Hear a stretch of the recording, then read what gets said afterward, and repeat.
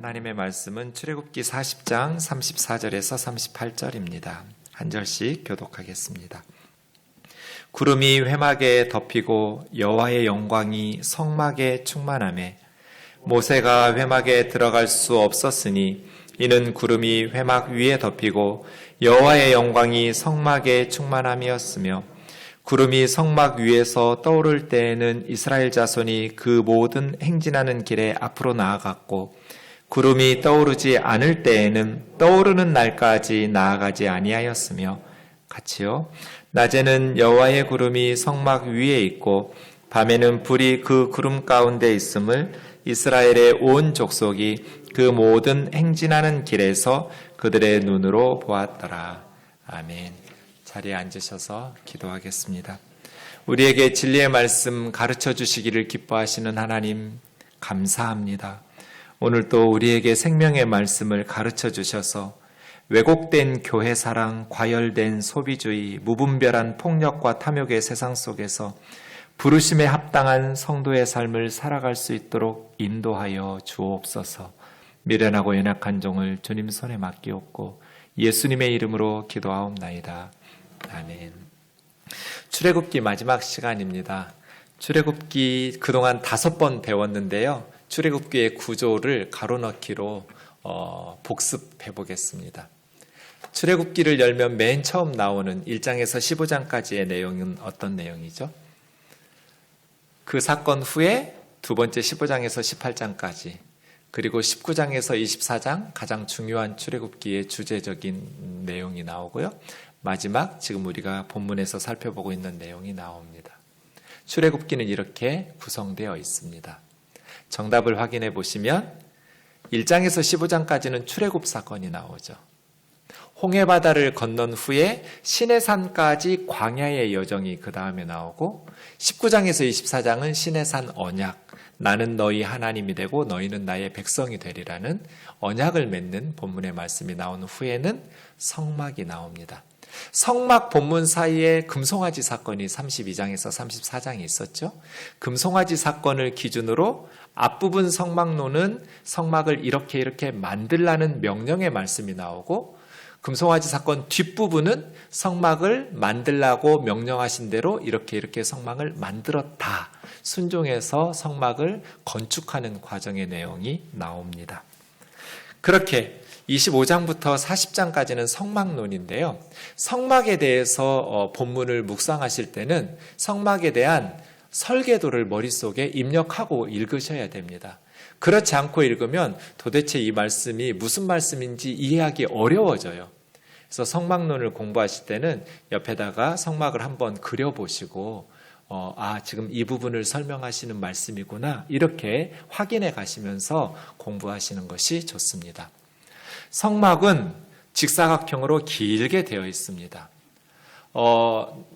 동쪽과 서쪽은 50규빗이고요. 남쪽과 북쪽은 2배의 길이인 100규빗입니다. 규빗이라는 길이의 단위는 손바닥을 쫙 펴면 팔꿈치에부터 손가락 끝까지 이것이 1규빗입니다. 45cm 정도로 우리는 계산합니다. 그러니까 성막은 가로는 100규빗이니까 45m입니다. 100m 중간 좀 안 되게 45m짜리이고요. 그 다음에 동쪽과 서쪽 세로는 22.5m입니다. 그렇게 성막 뜰이 구성되어 있는데 평형으로 바꾸면 313평 정도의 크기로 성막이 되어져 있습니다. 성막으로 들어가는 출입구는 하나밖에 없습니다. 하나님을 만나러 가는 유일한 길이 예수 그리스도 한 길인 것처럼 성막에 들어가서 하나님 앞에 예배하는 길은 해 뜨는 동쪽에 있는 문입니다. 그런데 오늘 본문에도 나오지만 휘장이라는 단어가 3번 나와요. 원문으로는 각각 다른 단어인데 우리 한글 성경에서는 다 휘장이라고 번역했어요. 우선 동쪽 문도 휘장이라고 했는데요. 사실은 나무문이나 철문으로 만드는 것이 아니라 휘장, 커튼처럼 휘장문이기 때문에 그 성문 들어가는 문을 휘장이라고 부르는데요. 그렇게 휘장문을 열고 들어가면 성막 뜰이 나오는데 그 뜰 맨 처음 만나는 것이 번제단입니다. 노수로 조각목이라는 아카시아 나무로 만든 후에 노수로 입히기 때문에 놋제단 이렇게 부르기도 합니다. 거기서 희생제사를 불태워서 드리는 것이죠. 번제단 다음에는 물두멍이라는 성전 도구가 나오는데, 물두멍은 제사장들이 성막에 들어갔다 나왔다 이렇게 봉사할 때, 그리고 번제를 드리기 전에, 희생제사를 드리기 전에 손과 발을 씻는 놋대야라고 보시면 됩니다. 물두멍.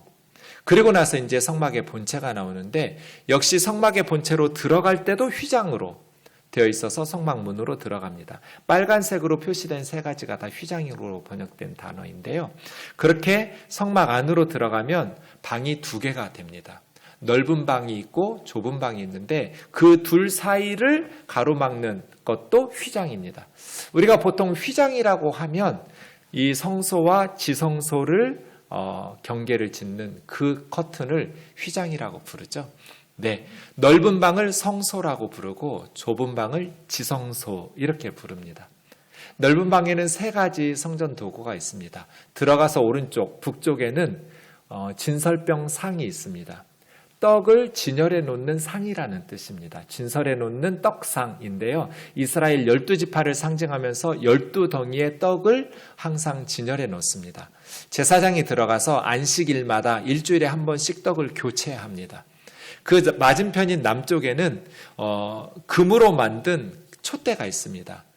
등대라고 말할 수 있겠죠. 양쪽에 3개, 가운데 하나에서 7개의 불을 켤 수 있는 금등대가 있고요. 그 다음 가운데 앞부분에 보면 휘장 앞쪽에 금으로 만든 분향단이 있습니다. 금으로 만들어서 금제단 이렇게 부르기도 하는데요. 거기에 향을 피우면서 연기로 향기롭게 하나님 앞에 분향하면서 기도하는 곳이 분향단입니다. 이렇게 성소에는 진설병상, 금촛대, 분향단 세 가지의 성구가 있고요. 그 다음 휘장 안으로 들어가면 지성소가 나오는데, 지성소에는 하나의 성구가 있습니다.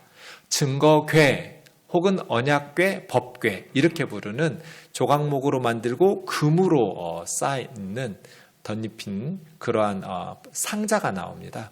그 언약궤 상자 안에는 3가지 물건이 들어있습니다. 십계명을 기록한 2 돌판, 아론의 쌍난 지팡이, 만나를 담은 금 항아리. 나중에 이제 솔로몬 성전을 지을 때는 이 언약궤 안에 십계명을 기록한 2 돌판만 남아 있었습니다.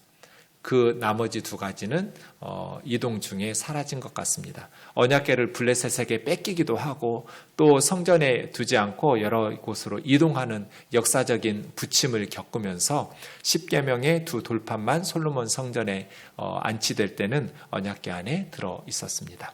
어쨌든 이 언약궤인데요. 언약궤에서 중요한 부위는 언약궤의 덮개 부분입니다. 그 덮개 부분을 속죄소라고 부르는데, 죄를 용서받는 장소라는 뜻이고요. 시은소라고 부르기도 하는데, 은혜를 베푸시는 장소.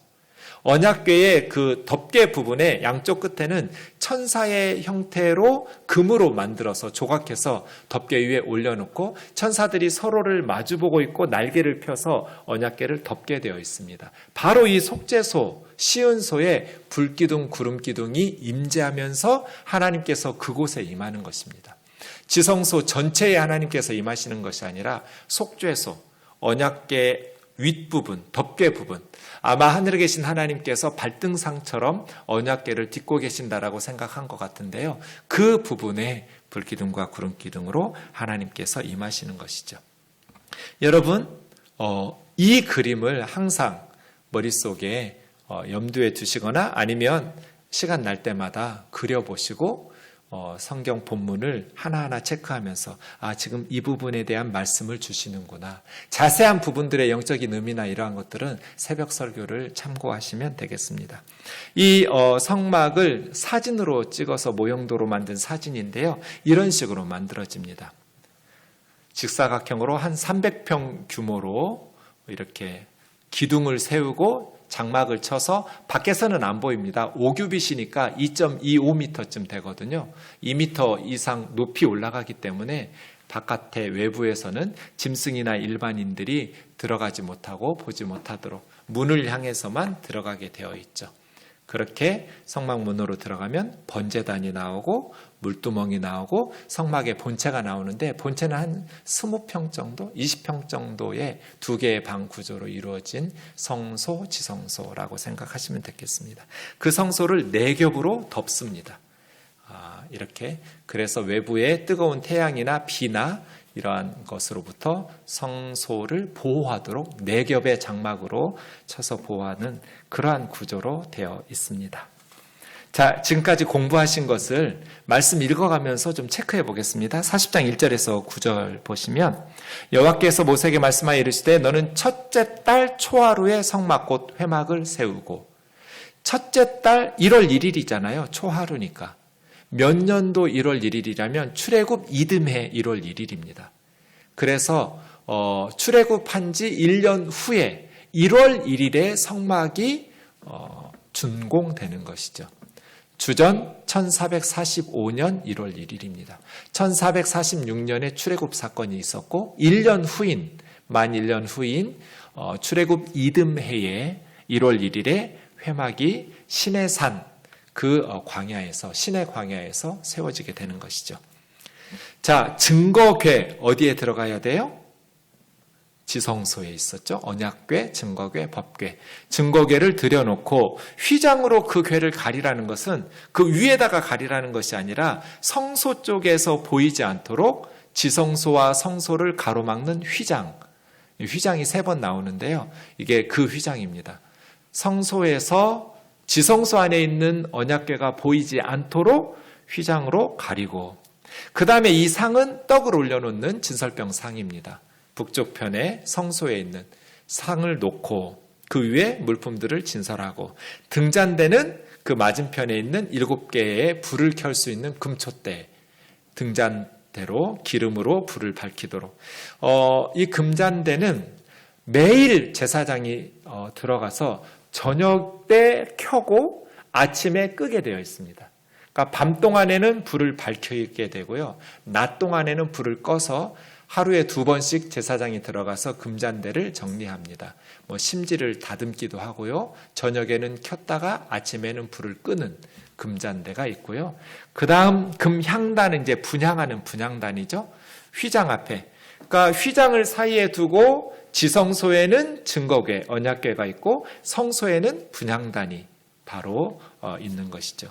그렇게 성막문에 휘장을 달고는 이제 성막으로 들어가는 출입구문을 의미하고 있습니다. 똑같이 휘장으로 했지만 3절의 휘장과 5절의 휘장은 다른 것입니다. 그 다음 6절에 보면 이제 뜰로 나와서 번제단이 있었죠. 회막문 앞에 번제단이 있고, 그 다음에 회막과 번제단 사이에는 물두멍이 있고, 거기서 제사장들이 손과 발을 씻게 되어 있습니다. 또 뜰 주위에 포장을 쳐서 담장을 치고, 뜰 문에다가 휘장, 여기도 휘장이라고 했는데 이건 이제 출입문을 말하는 휘장입니다. 그런 휘장을 달아서 성막을 완공하고, 관유라는 기름이 나오는데 이 관자가 물될 관자여서 액체를 따르거나 붓는 걸 그런 한자입니다.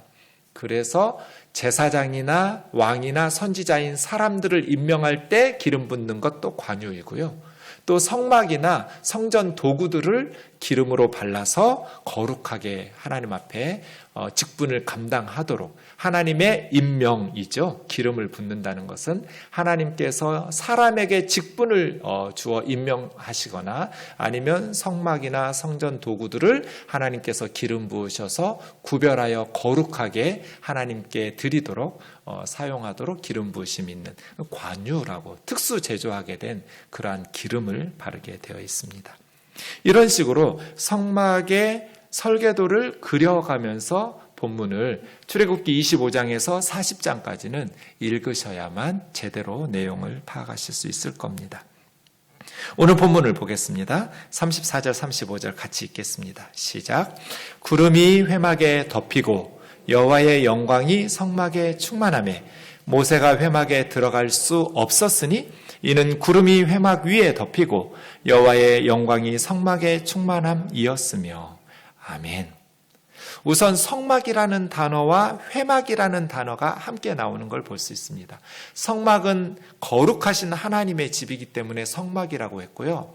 회막이라는 것은 그 하나님의 집 성막에서 하나님과 사람들이 만나는 곳이기 때문에 회막이라고 합니다. 하나님께서 사람들을 만나주시고 하나님과 사람들이 함께 모이는 곳, 그런 장막, 회막이죠.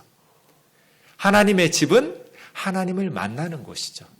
하나님과 우리가 함께 모여서 하나님의 말씀을 듣고 하나님께 기도하고 찬양하고 경배하는, 하나님과 우리가 만나는 그곳, 그곳이 회막이고 성막인데, 구름이 회막에 덮어서 하나님의 영광이 충만했어요. 이 본문하고 똑같은 내용이 19장의 시내산의 본문에서 나오거든요. 하나님께서 시내산에 강림하실 때 빽빽한 구름이 시내산을 덮었어요. 그런데 시내산 위에 있던 구름이 성막이 완공되면서 이제 회막으로 임했다라는 것은 하나님께서 시내산에서 성막으로 이동하셨다라는 것을 의미해요. 그래서 오늘 설교가 움직이는 시내산이에요. 하나님께서는 거룩하신 시내산에 머물러 계시는 것이 아니라 하나님의 백성들과 함께 이동하시려고 회막으로 임재하시는 것이죠. 근데 35절에 보니까 모세조차도 회막에 들어갈 수가 없었어요. 모세처럼 신실한 하나님의 종도 죄인이기 때문에 거룩하신 하나님 앞에 나아갈 수가 없었다고 말해요. 회막은 하나님과 우리가 만나는 곳인데 모세조차도 하나님 앞에 들어갈 수 없다면 우리는 어떻게 하나님을 만날 수 있을까요? 하나님의 영광이 성막에 충만했다라는 것은 하나님의 임재가 그곳에 있었다는 것이거든요. 여러분, 이게 성전이고 이것이 교회죠. 하나님의 임재가 없는 곳은 아무리 화려한 건물을 지어놓아도 하나님의 집이 아니에요. 우리가 사모해야 될 것은 하나님의 임재입니다. 하나님께서 우리와 함께 하시기를. 그게 교회고 그곳이 성전이죠. 하나님이 계시지 않는 곳이라면 나중에 이스라엘 역사 가운데 성전에서 강도의 소굴로 변해버린 것처럼 부패하고 타락한 가증한 일들이 벌어졌을 때 에스겔서에 보면 하나님께서 예루살렘 성전을 떠나시는 모습이 나옵니다. 하나님께서 떠나시면 그 솔로몬 성전이 어떻게 될까요? 바벨론 군대에 의해서 불태워지게 되죠. 하나님이 계셔야 성전이에요. 하나님께서 함께 하시는 곳이 그곳이 하나님의 집이고 하나님의 전이지, 하나님께서 함께 하실 수 없는 곳이라면 아무리 화려한 솔로몬 성전이라 할지라도 그곳은 하나님의 성전이 아니죠. 교회에 있어서, 성전에 있어서 가장 중요한 것, 그것은 하나님의 임재, 하나님의 영광으로 충만한 것입니다. 하나님께서 회막에 충만하게 임재하셨어요. 그래서 모세가 그 안으로 들어갈 수가 없었어요. 히브리서 10장 19절과 20절을 보십시오. 그러므로 형제들아, 우리가 예수의 피를 힘입어 성소에 들어갈 담력을 얻었나니. 히브리서 저자는 성소와 지성소를 구분해서 표현하지 않아요. 그래서 히브리서 읽으실 때는 문맥에 따라서 성소라는 단어를 지성소로 해석해야 될 때가 있고 성소로 해석해야 될 때가 있어요. 여기는 지성소일까요? 성소일까요? 지성소입니다. 지성소. 예수의 피를 힘입어 지성소는 아까 속죄소인 불기둥 구름기둥으로 임재하시는 하나님 앞에 나아가는 거거든요. 그런데 제사장들이 하루에 2번씩 아침과 저녁에 성소에는 들어가서 분향도 하고 촛불을 이렇게 껐다 켰다 하기도 하고 일주일에 한 번씩 진설병에 떡을 교체하기도 해요. 매일 성소에는 들어가요. 그런데 지성소에는 아무도 못 들어가요. 1년에 한 번 대제사장 한 사람만 들어가요. 왜냐하면 거기는 하나님이 계시기 때문이에요. 휘장이 딱 가로막고 있어요. 들어갈 때도 대제사장이 방울을 달고 허리나 다리에 뱃띠를 띠고 들어간다고. 성경에는 없는데 유대 문헌들에 그렇게 나옵니다. 왜냐하면 혹여라도 대제사장이 하나님 앞에 실수하거나 죄를 범해서 하나님께서 그를 죽여도 사람이 그 시체를 가지로 지성소 안에 들어갈 수 없어서 배띠를 밖에서 잡아 끌어야 돼요. 방울소리가 들리면 제사장이 살아있구나. 방울소리가 멈추면. 역사적으로 유대 어느 문헌에도 그렇게 지성소에 들어갔다가 죽임을 당한 제사장이 있다라는 기록은 없는데 그렇게 두려운 일이에요. 하나님을 만나러 들어가는 일이. 그때 대제사장이 7월 10일 대속죄일에만 1년에 딱 한 번 들어가요. 지성소에는. 그때 반드시 피를 들고 들어가요. 자신들의 죄, 1년 동안 지었던 이스라엘 백성들의 모든 죄를 속죄하는 속죄제사를 어린 양으로 드리고 그 양의 피를 들고 지성소에 들어가서 7번 뿌리게 되어 있습니다.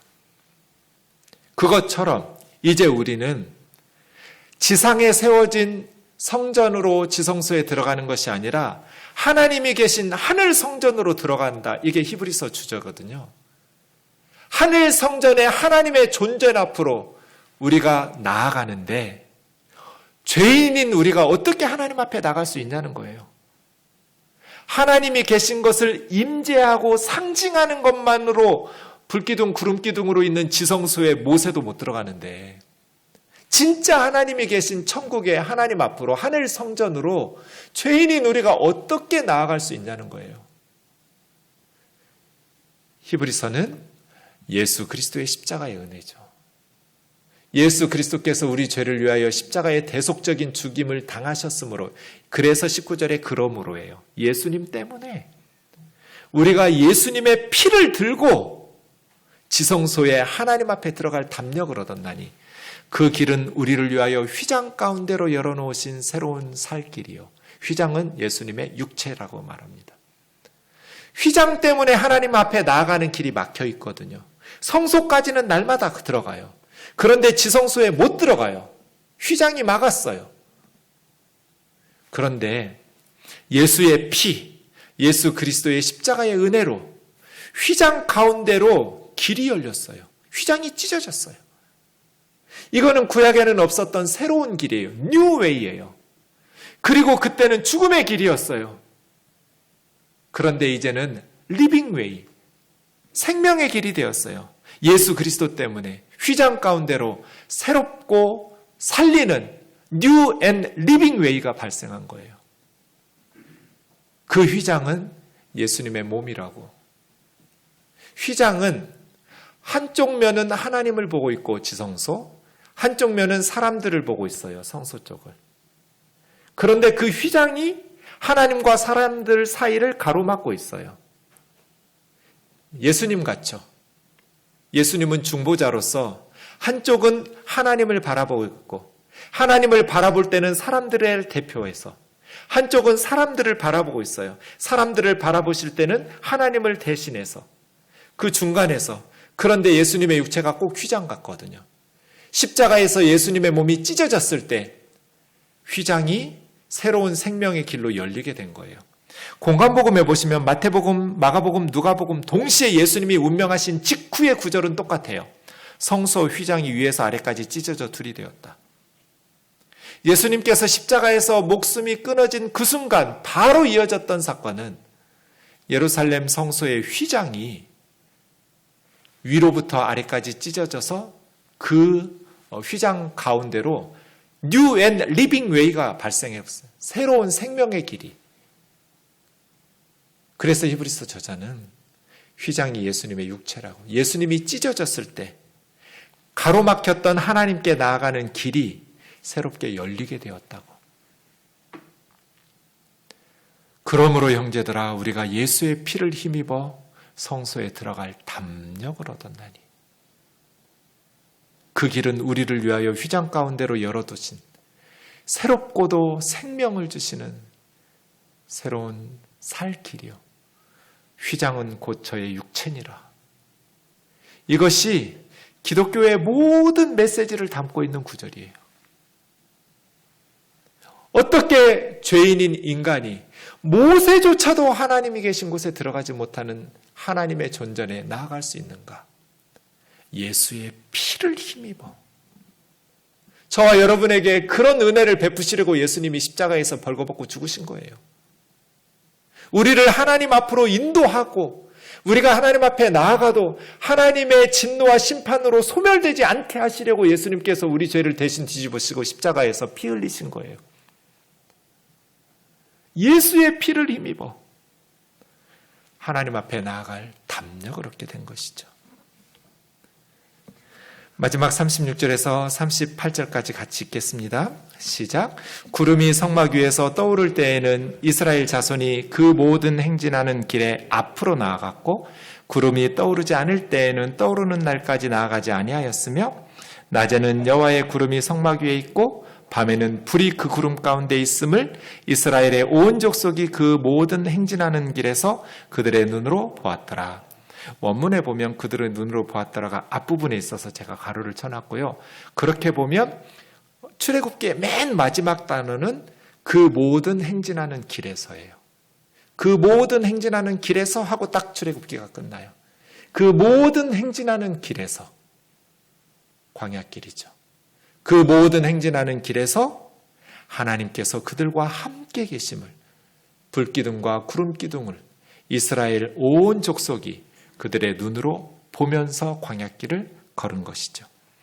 움직이는 신의 산입니다. 움직이는 신의 산. 하나님은 당연하시다는 듯이, 당연하지? 내가 왜 신의 산에 혼자 있어? 나는 내 백성이 가는 곳에 함께 가야지 하고 신의 산에서 미련 없이 망설임 없이 떠나셨어요. 성전은 없습니다, 여러분. 거룩한 산 없어요. 성지 순례 없어요. 이스라엘 여행 가는 거지 거기가 성지가 아니에요. 거룩한 산 신의 산에 내가 있을 테니까 나 만나려면 여기로 와? 하나님 그러지 않으셨어요. 나는 내 백성이 가는 곳에 함께 간다. 거기가 내가 있어야 될 곳이다. 아무리 신의 산이 좋아도 하나님께서는 그곳에 계시지 않아요. 하나님의 백성들이 가는 곳이 하나님이 계시는 곳이고 그곳이 성전이에요. 이 건물이 성전이 아니에요. 저와 여러분이 성전이에요. 하나님이 우리 안에 계시는 것이지 아름답게 지어놓은 예배당 건물 안에 계시는 게 아니에요. 우리가 학교에 가면 학교가 성전이 되고, 우리가 회사에 가면 회사가 성전이 되고, 우리가 집에 가면 집이 성전이 돼요. 하나님의 백성이 가는 곳에 하나님이 함께 가세요. 움직이는 신의 산이죠. 그런데 그들이 가야 될 길은 광야였어요. 어떻게 광야에서 살아남을 수 있을까요? 광야는 사람이 생존이 불가능한 곳이에요. 살 수가 없어요. 위험해요. 척박한 땅이에요. 그런데 어떻게 광야에서 살아남을 수 있을까요? 오늘 본문이 가르쳐 주잖아요. 하나님 따라가면 돼요. 구름기둥이 일어나면 보따리 싸서 일어나서 구름기둥이 앞서 인도하시는 대로 가면 돼요. 구름기둥이 멈춰 서면 거기에 짐 풀고 멈춰 서면 돼요. 하루든 1년이든 하나님께서 머무시는 곳에 머무르고 하나님께서 일어나 움직이시는 곳에 움직이면 돼요. 그렇게 40년을 살았어요. 낮에는 구름기둥, 밤에는 불기둥. 그곳의 일교차는 50도 정도 난대요. 하루에 온도 차이가 50도예요. 생존이 불가능해요. 낮에는 너무 뜨겁고요. 사막이에요. 밤에는 추워서 얼어 죽어요. 어떻게 수십 도씩 일교차가 나는 곳에서 사람들이 살 수 있을까요? 40년씩이나? 낮에는 구름기둥. 건조하기 때문에 구름이 뜨거운 태양의 열을 막아놓으면 살기 괜찮아요. 밤에는 불기둥, 구름기둥 위에 불을 더하셨어요. 하나님께서 히터 틀어주신 거예요. 40년 동안 얼어 죽은 사람 없어요. 더위에 타 죽은 사람도 없어요. 발도 부르트지 않았어요. 옷이 헤어지지 않았어요. 광야에서 40년을 살았는데 그들은 하나님과 함께 동행하면서 살아남았어요. 주의해야 될 건 뭐예요? 추월 금지.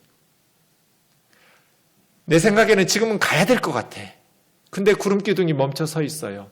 어떻게 해야 돼요? 서야 돼요. 여기 좀 더 있고 싶어.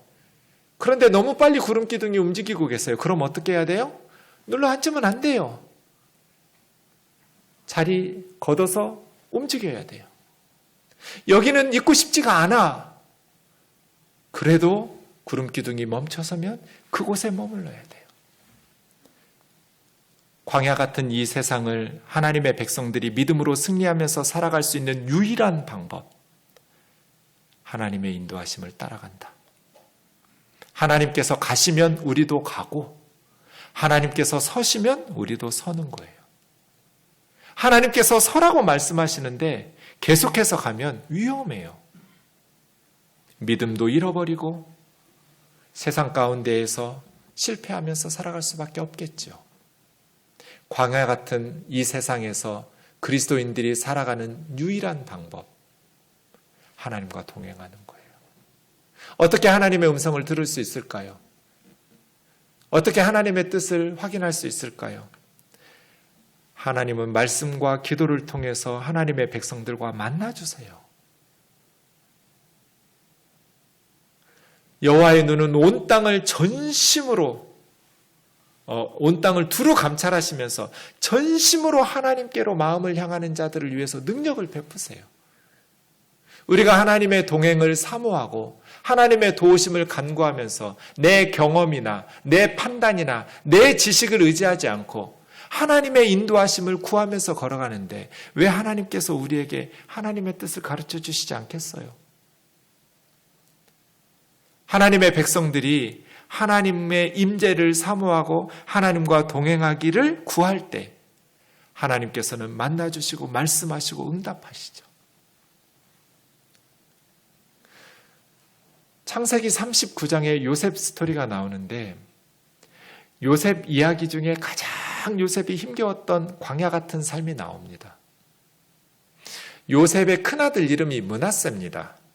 므낫세라는 이름의 뜻은 잊겠다, 하나님께서 잊어버리게 해주셨다는 망각이라는 뜻입니다. 자기 아들을, 그것도 장남의 이름을 망각이라고 지었어요. 잊어버리겠다. 요셉의 삶은 그만큼 고통스러웠어요. 지나왔던 삶들이 너무나 힘들고 고통스러워서 잊어버리고 싶었어요. 그게 므낫세예요. 어느 날 갑자기 한 번도 꿈에도 생각해보지 않았던 일이 발생했어요. 아버지 심부름으로 목동으로 양떼들을 돌보는 형들에게 도시락 싸가지고 갔는데 갑자기 형들이 자신의 채색옷을 찢어벗기면서 자기를 웅덩이에 던지더니 이집트로 내려가는 노예상들에게, 무역상들에게 노예로 팔아먹어버렸어요. 다른 사람도 아니고 자기 형들에게 미움을 받아서 노예로 팔려가게 됐어요. 부잣집 아들이 갑자기 말도 안 통하는 이집트의, 애굽의 노예가 되었어요.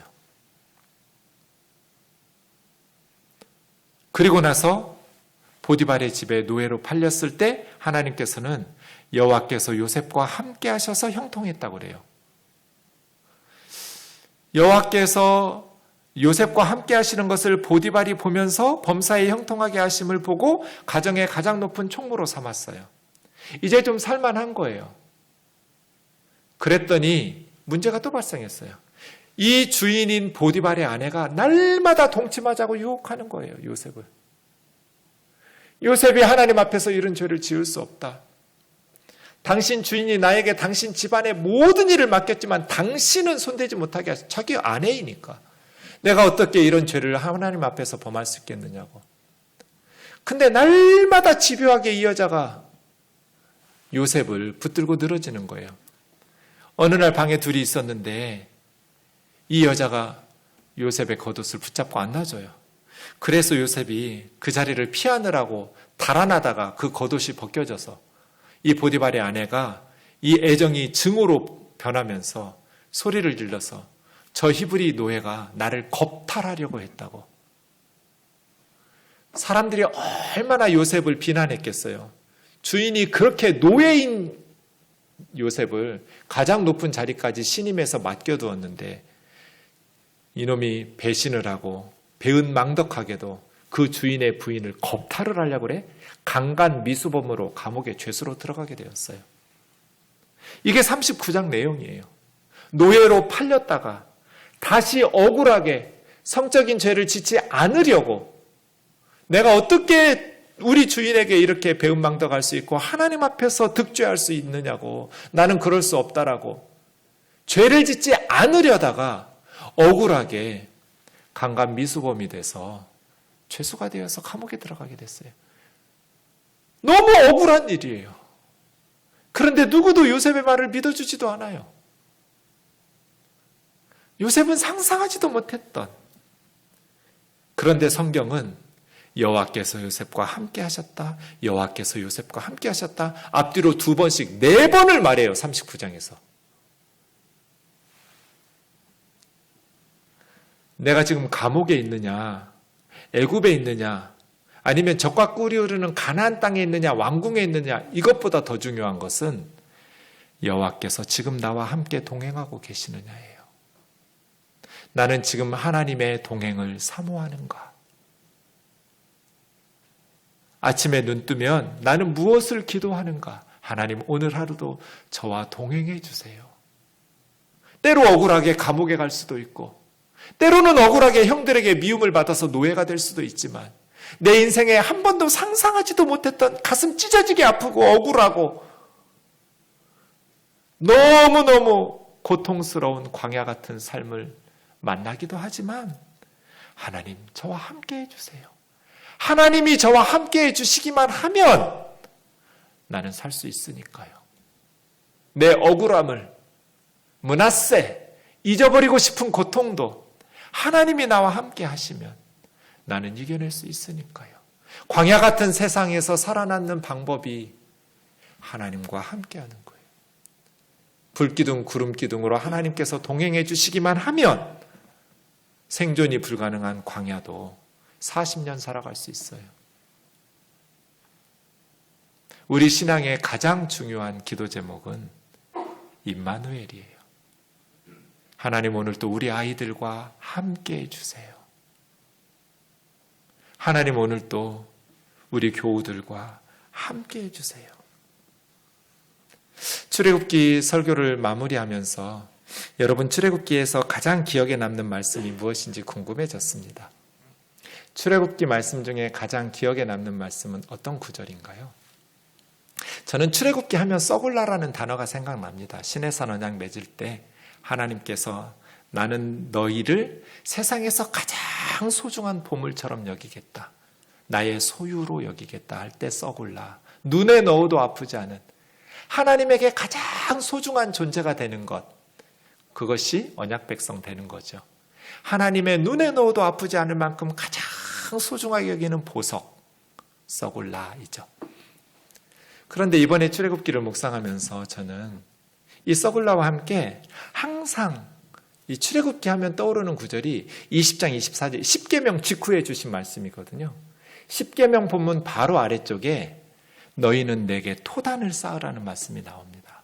흙제단입니다. 그 토단에서 양과 소로 번제와 화목제를 드려라. 내가 내 이름을 기억하게 하는, 기념하게 하는 모든 곳에서 너희에게 임하여 복을 줄 거라고. 토단입니다. 저는 이런 하나님 너무 좋아요.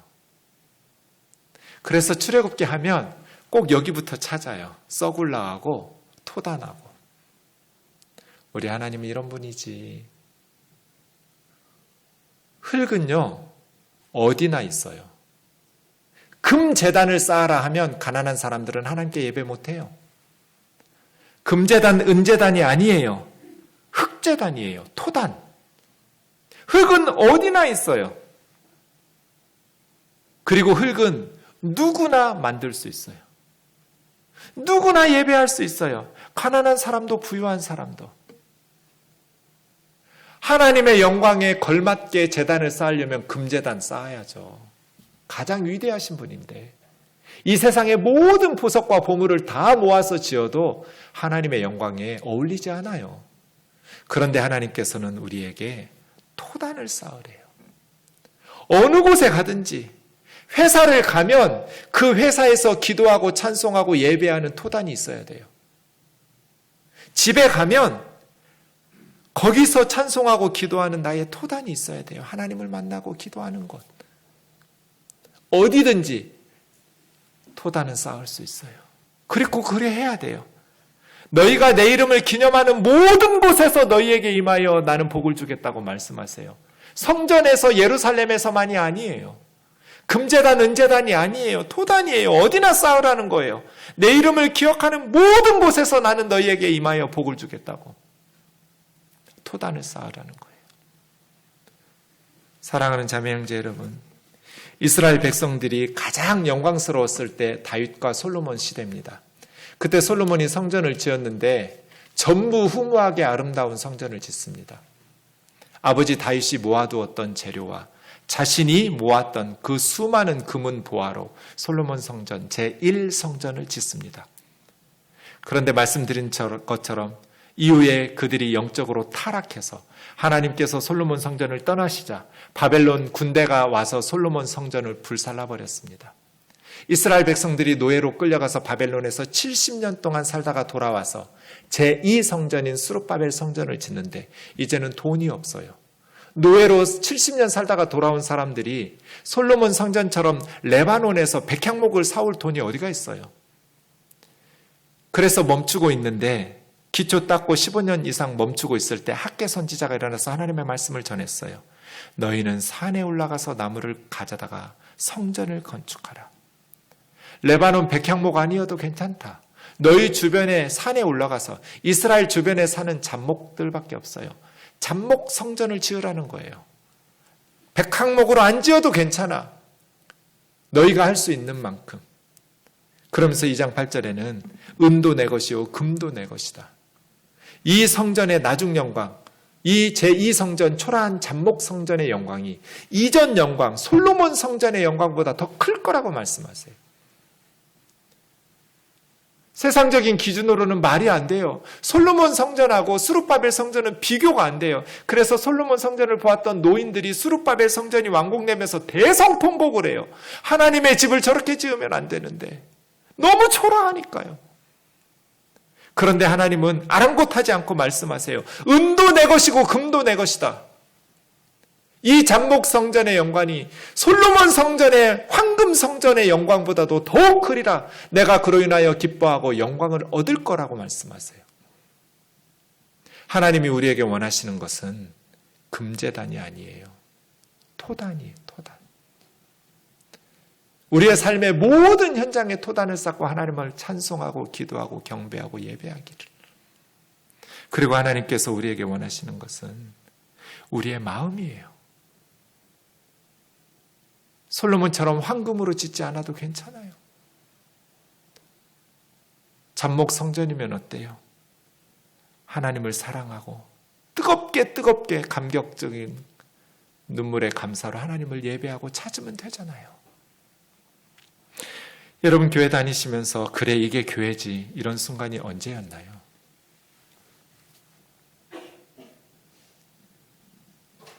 예전에 양재동에서 예배 드릴 때 어느 날 주일 예배에 한 중년의 자매님이 찾아오셨어요. 그런데 제가 앞에서 설교하면 뒤에 서가지고 제 설교를 따라해요. 그것도 큰 소리로. 옆에서 예배 방해되니까 저지하려고 하니까 난동을 피우셨어요. 더 크게 소리를 지르셨어요. 그런데 문제는 주일마다 오셨어요. 교회가 좀 심각해졌어요. 운영위원들이 모여서 회의를 했어요. 이 아주머니를 어떻게 해야 할까? 그 운영위원회 때 저는 다른 모임이 있어서 참여를 못했어요. 운영위원들이 한참 논의하고 이렇게 결론을 내렸어요. 기존의 성도들은 그 자매님이 이렇게 예배를 방해해도 교회를 떠나지 않을 거고 새로 등록하려고 그때 막 교회에 새로운 성도들이 많이 등록하고 있었던 시기였어요. 새로 등록하려고 우리 교회를 찾아온 교우들은 그 자매님 때문에 예배를 제대로 못 드려서 다른 교회를 가더라도 어느 교회에서나 환영을 받을 거다.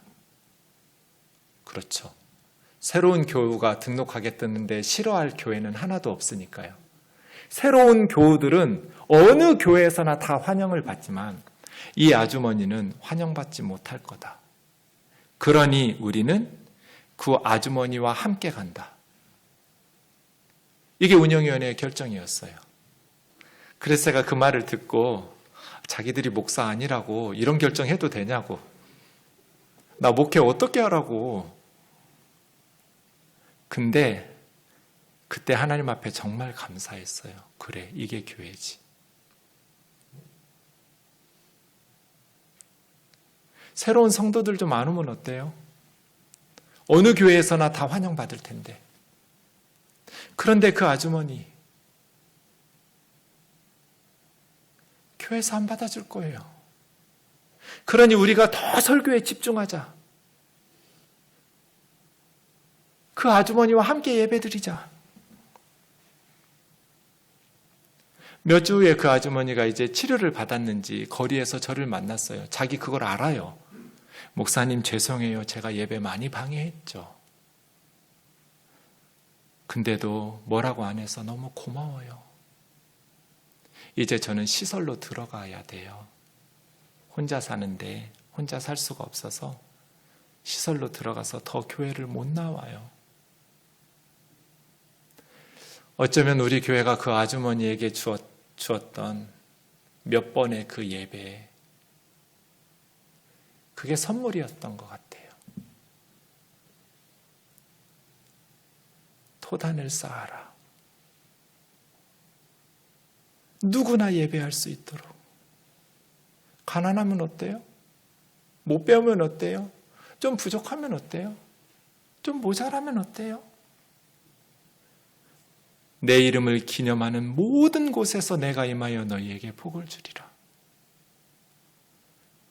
사랑하는 자매 형제 여러분, 우리 우면동 교회가 토단을 쌓으라고 말씀하시는 하나님의 마음을 기억하면서 세상의 모든 사람들에게, 복음을 듣지 못한 이 땅의 모든 영혼들에게 복음을 전하기 위해서 선교와 구제에 힘쓰는 교회 되기를 원합니다.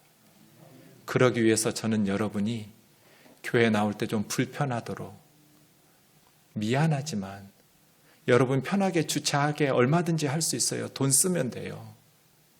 그런데 저는 그 돈 너무 아까워요. 조금만 일찍 와서 멀리 주차하면 교회에서 돈 들이지 않아도 그 돈 아껴서 선교지에 보내줘야 선교사님들이 복음을 전하고 복음을 들어야 예수를 믿고 구원을 받을 수 있잖아요. 그게 교회 아닌가요? 우리는 지금 달력 안 줘요.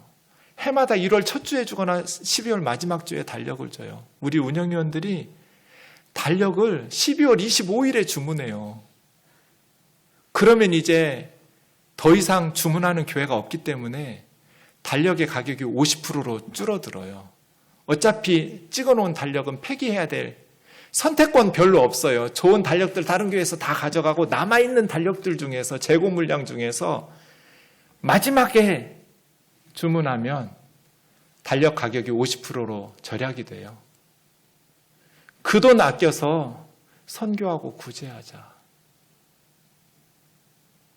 저는 막 속이 타요. 이게 새해로 넘어가서 달력을 줄까 봐. 근데 운영위원들은 눈 하나 깜짝 안 하고 매년 그렇게 해요. 그게 교회죠. 교회. 조금이라도 더 선교사님들에게 도와주자. 조금이라도 더 선교사님들에게 후원하자.